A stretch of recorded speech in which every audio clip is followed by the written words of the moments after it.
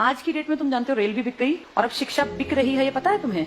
हरियाणा सरकार की पॉलिसी नई निकली है, धीरे धीरे देश के कई राज्यों में पहुंचेगी। हरियाणा सरकार का देखो तुम क्या किया सरकार ने कह दिया, अखबार में आ गया लिखित ये कि जिसकी सालाना आय 1,80,000 से कम है हरियाणा में, उनके बच्चे अगर गवर्नमेंट स्कूल में जाते हैं तो 500 रुपए फीस देंगे। फ्री में नहीं, 500 रुपए फीस देनी पड़ेगी। और अगर उनके बच्चे प्राइवेट स्कूल में जाते हैं तो सरकार उनको 1100 रुपए देगी। ये तो उनको मिलेंगे अगर उनके बच्चे जाएंगे तो, और ये उनको देने हैं। अब बताओ आदमी क्या करेगा? देने वाला काम करेगा, मिलने वाला काम करेगा? भाई आदमी का बच्चा अगर गवर्नमेंट में जाता है तो पैसे देगा और प्राइवेट में जाएगा तो सरकार देगी। बताओ आदमी क्या करेगा? प्राइवेट भेजेगा, अपने घर से 500 क्यों लगाएगा? एक तो सरकारी, एक तो प्राइवेट। तो आम जो एक गरीब आदमी अपने बच्चे को कहाँ भेजेगा? ये देखो कितनी अच्छी चाल है, अगर तुम्हें समझ में आए तो। ये चल रही है सरकार, 1100 रुपए सरकार कहती है हम भर देंगे आपके बच्चे के, आपको चिंता नहीं करनी। अगर आपने सरकारी में पढ़ाया तो कितने रुपए लेंगे? 500। तो आदमी सोचेगा 2 बच्चे हैं, क्यों 1000 रुपए फूकूं, इससे बढ़िया प्राइवेट भेजूं, सरकार देगी मेरे बच्चे के पैसे, देगी भी सरकार। 1-2 साल बाद क्या होगा? सारे सरकारी स्कूल धीरे धीरे क्या हो जाएंगे?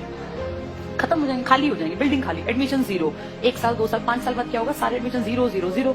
फिर सरकार दिखाएगी बजट में कि तो घाटे का नुकसान का सौदा है, सरकारी स्कूल बंद पड़े हैं जी, बिना बात इन टीचर्स को हम इतनी सैलरी दे रहे हैं, चपड़ासी रखे हुए हैं, हेडमास्टर है, कोई बेल बजाने वाला है, बच्चा तो कोई आता नहीं। तो कहेंगे काम करो, इसको बेचो, इस प्रॉपर्टी को बेचना स्टार्ट करो। सरकारी प्रॉपर्टी है, हर गांव में सरकारी स्कूल है। आप सोचो कितने स्कूल होंगे भारत में। धीरे धीरे करके अगले आने वाले 5 से 7 साल का भारत ऐसा बता रही हूँ मैं, जो होगा देखना तुम्हारे सामने। ये सारे स्कूलों का दाम निकलेगा, दाम इन द सेंस भाई जहां जितनी महंगी प्रॉपर्टी है वहां महंगा। अब कौन खरीदेगा पूरे देश की बेल्ट को? जिसके पास पैसा है। तुम और मैं तो नहीं खरीद सकते देश के स्कूल, तो उस देश के पूरे स्कूलों को खरीदने का किसके पास पैसा है? अंबानी और अडानी ये ले लेंगे सरकार से कि जी हम इतने करोड़ रुपए आपको देते हैं सरकारी स्कूलों के बदले, हम डेवलप कर लेंगे। और फिर सरकार 1-2 साल बाद कहेगी हम बहुत नुकसान में जा रहे हैं, हमारे बस की 1100 रुपए देने नहीं है। अब गरीब आदमी फंस गया, उसका बच्चा उस टाइम तक 7वीं में पहुंच गया, मान लो पहली से स्टार्ट किया था, 5-6 साल दिए पैसे, अब अटका दिया, हम तो नहीं देंगे पैसे, पढ़ाना है पढ़ा लो, तो अनपढ़ रख लो। अब वो बेचारा गया कि वापस सरकारी में जाके देखो तो सरकारी पे तो ताला है, बोर्ड बदला हुआ है। किसके पास है वो बोर्ड? अब अंबानी। अब अंबानी अडानी प्राइवेट स्कूल है, तो वो जाके फीस पता करेगा तो भैया मैं तो नहीं पढ़ा सकता। वहां से भी गया और वहां की औकात नहीं है, दोनों गए। आने वाले समय में आदमी वो पढ़ा पाएगा जिसके पास बहुत ज्यादा पैसा होगा। देखते देखते तुम्हारी सारी सुविधाएं सरकार से छीन के किसके पास पहुंचाई जा रही हैं? प्राइवेट। बस तुम्हें समझ में लेट आएगा, जब तक समझ में आएगा फिर चीख चिल्ला लेना, फिर थोड़ी ना कुछ होगा। सरकार वापस थोड़ी ना लेती है किसी भी चीज को, दे दी सो दे दी।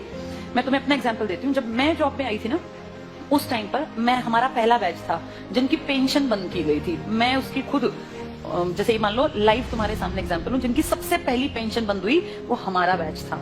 हमें समझ ही नहीं आया कि सरकार ने क्या किया, क्योंकि उस टाइम हमारी उम्र थी 20-21 साल। 20-21 साल के बच्चे को थोड़ी ना पेंशन की कीमत पता है। लेकिन अब जब उम्र बढ़ रही है तो समझ में आ रहा है सरकार ने सब कुछ खत्म कर दिया बुढ़ापे का। तुम्हारे माँ बाप अगर किसी के गवर्नमेंट जॉब में थे और अगर वो रिटायर्ड हैं तो तुम्हें इसकी कीमत पता होगी। पता है इसकी कीमत क्या है? किसी के सामने आखिरी सांस तक हाथ नहीं फैलाना पड़ता। ये है पेंशन की कीमत। आपका बेटा निकम्मा निकले, नालायक निकले, बेटी आपके लिए कुछ ना करे, आपको चिंता ही नहीं।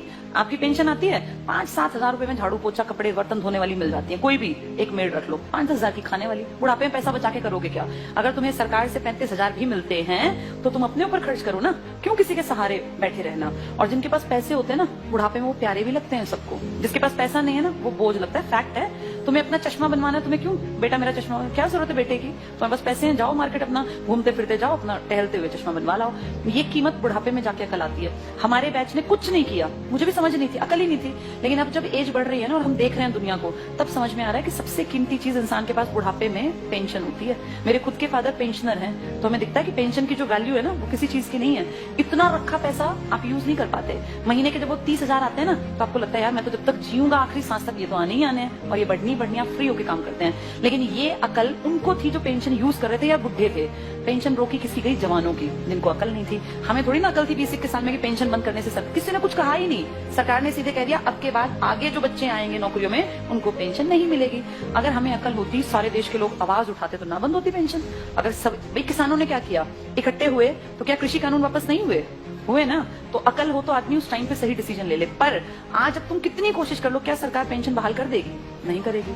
मतलब ना के बराबर है। एक आधा राज्य को करे, लालच में 1-2 साल में कह दे, पर वैसे नामुमकिन बराबर है। इसीलिए जब चीजें बंद हो रही होती है ना, तब जागना होता है कि सरकार गलत कर रही है। अब सरकार स्कूलों की तरफ गलत कर रही है। इसकी अकल 7-8 साल बाद की जनरेशन को आएगी, जब वो देखेंगे कि पढ़ाने के लिए ना तो सरकारी बचेंगे और प्राइवेट मुंह खोल के पैसे मांगेंगे। अब या तो पढ़ा लो या तो अनपढ़ रख लो, फिर फंसेंगे लोग। प्राइवेटाइजेशन करना गलत नहीं है, लेकिन कुछ फील्ड सरकार को रखने चाहिए जिनमें शिक्षा भी आती है, स्वास्थ्य भी आता है, रेल भी आती है, पब्लिक ट्रांसपोर्ट भी आता है। ये तो हमारी बेसिक नीड है, ये तो कम से कम दो हमें।